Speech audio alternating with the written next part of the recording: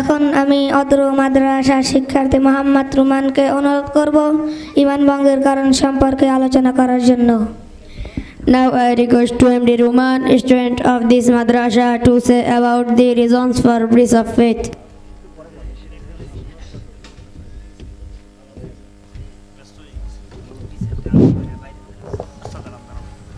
Assalamu alaikum warahmatullahi wabarakatuh. Nahmaduhu wa nusalli ala rasulihil kareem. Amma ba'd, fa'udhu billahi minash shaitanir rajim. Bismillahir rahmanir rahim.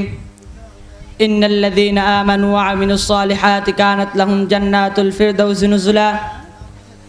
Sadaqallahul azim.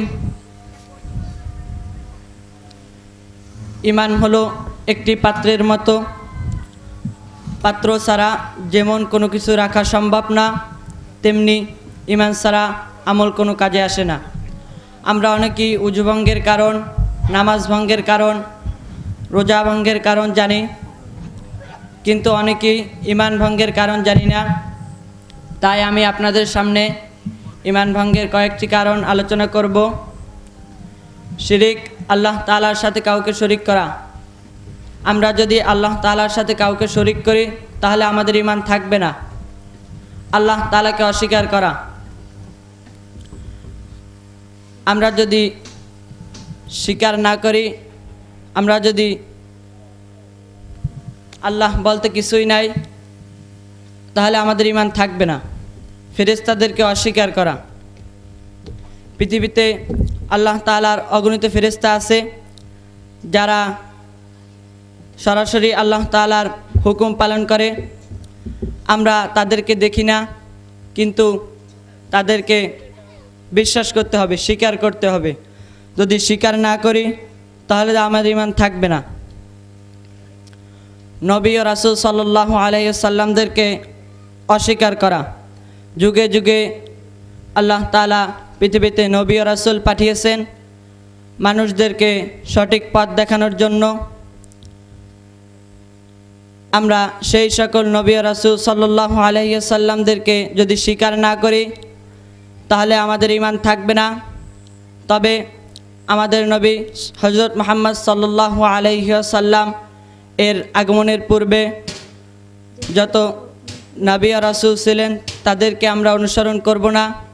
এখন অনুসরণ করব আমাদের নবী হযরত মুহাম্মদ সাল্লাল্লাহু আলাইহি ওয়াসাল্লাম এর উপর নাজিলকৃত কুরআনকে। শেষ বিচার ও কিয়ামত দিবসকে অস্বীকার করা। আমাদের মৃত্যুর পর প্রত্যেকটি মানুষেরই আল্লাহ তাআলা কিয়ামতের দিন ভালো ও মন্দের বিচার করবেন। শুধু মানুষদের নয়, জিনদেরকেও সেই বিচারের মুখোমুখি হতে হবে। আমরা যদি সেই বিচারকে অস্বীকার করি তাহলে আমাদের ঈমান থাকবে না। তাকদীরকে অস্বীকার করা, অর্থাৎ আমাদের ভাগ্যে আল্লাহ তাআলা যাহা লিখে রেখেছেন সেটাকে যদি আমরা অস্বীকার করি তাহলে আমাদের ঈমান থাকবে না। দ্বীনি কোনো বিষয় নিয়ে ঠাট্টা ও মশকরা করা। আমাদের ইসলাম ধর্ম নিয়ে হাসি তামাশার চলে কোনো ঠাট্টা মশকরা করি তাহলে আমাদের ঈমান থাকবে না। ঈমান ভঙ্গের অনেকগুলো কারণ আছে। আমি তার মধ্য থেকে আপনাদের সামনে কয়েকটি কারণ আলোচনা করলাম। আমি আল্লাহ তাআলার নিকট শুকরিয়া জানাই যে আমার পিতামাতা আমাকে দ্বীনি শিক্ষার জন্য মাদ্রাসায় ভর্তি করিয়েছেন। আল্লাহ আপনি আমার পিতামাতাকে জান্নাত নসিব করুন, আমিন।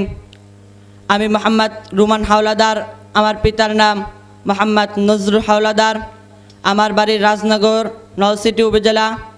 আমি অত্র মাদ্রাসার হিফজ বিভাগের ছাত্র। আমার জন্য সবাই দোয়া করবেন। আসসালামু আলাইকুম ওয়া রাহমাতুল্লাহ।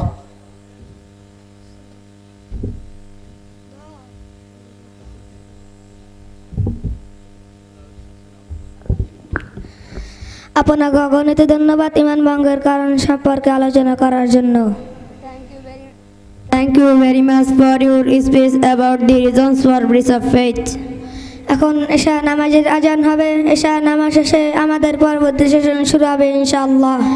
Now the azan for Isha prayer will be called. Our next session will the end of Isha prayer, inshallah.